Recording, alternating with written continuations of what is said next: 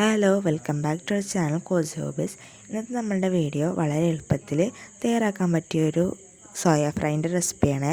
വീഡിയോയിലേക്ക് പോകുന്നതിന് മുന്നേ ആരെങ്കിലും ചാനൽ ആദ്യമായിട്ട് കാണുന്നുണ്ടെങ്കിൽ ചാനൽ സബ്സ്ക്രൈബ് ചെയ്ത് സപ്പോർട്ട് ചെയ്യുക. അപ്പം നമുക്ക് നേരെ റെസിപ്പിയിലോട്ട് പോവാം. അതിനായിട്ട് ആദ്യം തന്നെ 2 കപ്പോളം സോയ ചങ്ക്സ് എടുത്തിട്ടുണ്ട്. ഇനി നമുക്കിതിലേക്ക് അടുത്തായിട്ട് നന്നായിട്ട് തിളച്ചിട്ടുള്ള വെള്ളമാട്ടോ ചേർത്തെടുക്കുന്നത്. ആവശ്യത്തിനുള്ള വെള്ളം ചേർത്തെടുക്കുന്നുണ്ട്. കൂടെ തന്നെ 1 ടീസ്പൂൺ ഉപ്പും കൂടി ചേർത്തിട്ട് ഇത് നന്നായിട്ടൊന്ന് മിക്സ് ചെയ്ത് യോജിപ്പിച്ചെടുക്കാം. ഇപ്പം ഉപ്പ് ചേർത്താൽ മാത്രമേ ഉള്ളൂ കേട്ടോ സോയ ചങ്ക്സിലേക്ക് ഉപ്പ് പിടിക്കുള്ളൂ. അതിന് വേണ്ടിയിട്ടാണ് ഇപ്പം തന്നെ ചേർത്തെടുത്തത്.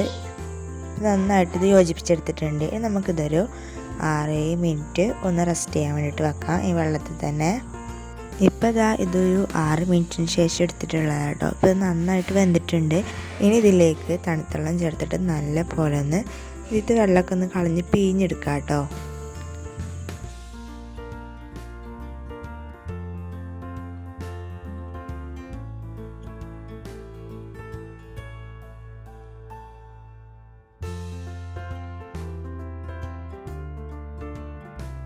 ഇപ്പം അത് മുഴുവനായിട്ട് പിഴിഞ്ഞെടുത്തിട്ടുണ്ട്. നല്ലപോലെ പിഴിഞ്ഞ് വെള്ളം കളഞ്ഞിട്ടുണ്ട്. ഇനി നമുക്കിതിലേക്ക് വേണ്ടിയിട്ടുള്ളൊരു മസാലക്കൂട്ട് തയ്യാറാക്കിയെടുക്കാം. അതിനായിട്ട് 1 ടേബിൾ സ്പൂണും കാശ്മീരി ചില്ലി പൗഡറും കൂടെ തന്നെ 1 ടീസ്പൂൺ കുരുമുളക് പൊടിയും 1 ടീസ്പൂൺ മല്ലിപ്പൊടിയും ചേർത്തെടുക്കാം. ഇനി ഇതിലേക്ക് 1/2 ടീസ്പൂൺ പെരിഞ്ജീരകം പൊടിച്ചത്, കൂടെ തന്നെ 1/2 ടീസ്പൂൺ ഗരം മസാല, 1/4 ടീസ്പൂൺ മഞ്ഞൾപ്പൊടിയും കൂടി ചേർത്തെടുക്കുന്നുണ്ട്. ഇനി അടുത്തായിട്ട് ഇതിലേക്ക് 1 ടേബിൾ സ്പൂൺ ഇഞ്ചി വെളുത്തുള്ളി പേസ്റ്റും കൂടെ തന്നെ ചെറിയ ജീരകം കൂടി ഇട്ടെടുക്കുന്നുണ്ട്. ചെറിയ ജീരകത്തിൻ്റെ പൊടി ഉണ്ടെങ്കിൽ അതിടുന്നതാവും ഒന്നും കൂടി നല്ലത്. 2 ടേബിൾ സ്പൂൺ തൈരും കൂടി ചേർത്തെടുക്കുന്നുണ്ട്. ഇനി ഇതിലേക്ക് 1 ടേബിൾ സ്പൂൺ ടൊമാറ്റോ കെച്ചപ്പും കൂടി ചേർത്തെടുക്കാം. ഇനി നമുക്കിതിലേക്ക് 2 ടേബിൾ സ്പൂൺ കോൺഫ്ലവർ ചേർത്തെടുക്കാം. കൂടെ തന്നെ 1 ടേബിൾ സ്പൂൺ അരിപ്പൊടിയും അതുപോലെ തന്നെ ഈ മസാലയിലേക്ക് ആവശ്യമായിട്ടുള്ള ഉപ്പും കൂടി ചേർത്തിട്ട് ഇനി നമുക്കിതൊന്ന് കുറച്ച് വെള്ളം ചേർത്തിട്ട് ശേഷം നല്ലൊരു പേസ്റ്റ് രീതിയിലാക്കിയെടുക്കാം. ഇപ്പോൾ ഇത് വെള്ളം ചേർത്തിട്ട് ഇതുപോലെ നല്ലൊരു പേസ്റ്റ് രീതിയിലാക്കി എടുത്തിട്ടുണ്ട്. ഇനി നമുക്ക് ഇതിലേക്ക് നേരത്തെ പിഴിഞ്ഞ് വെച്ച സോയ ചങ്ക്സും കൂടി ഇട്ടിട്ട് മിക്സ് ചെയ്തെടുക്കാം. ഇത് മിക്സ് ചെയ്ത് യോജിപ്പിച്ച് കഴിഞ്ഞാൽ പിന്നെ നമുക്കിതൊരു 1/2 മണിക്കൂറോളം റെസ്റ്റ് ചെയ്യാൻ വേണ്ടിയിട്ട് വെക്കണം.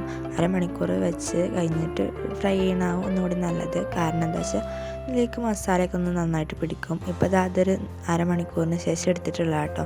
ഇനി നമുക്കിത് ഫ്രൈ ചെയ്തെടുക്കാം.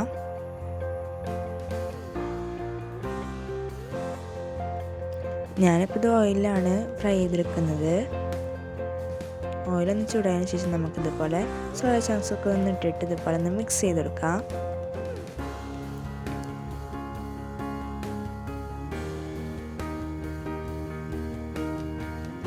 ഒരു 5 മിനിറ്റോളൊക്കെ മതിയാവും കേട്ടോ ഇത് ഫ്രൈ ചെയ്തെടുക്കാൻ വേണ്ടിയിട്ട്.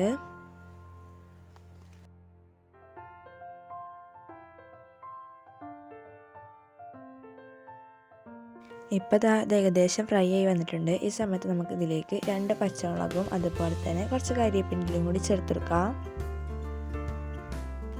ഇതും കൂടി ചേർത്തെടുത്താൽ നല്ല ടേസ്റ്റി ആയിട്ടുള്ള സോയ ഫ്രൈ ഇവിടെ റെഡിയാവും. ഇത് നല്ല ടേസ്റ്റി ആയിട്ടുള്ള സോയ ഫ്രൈ ആണ്.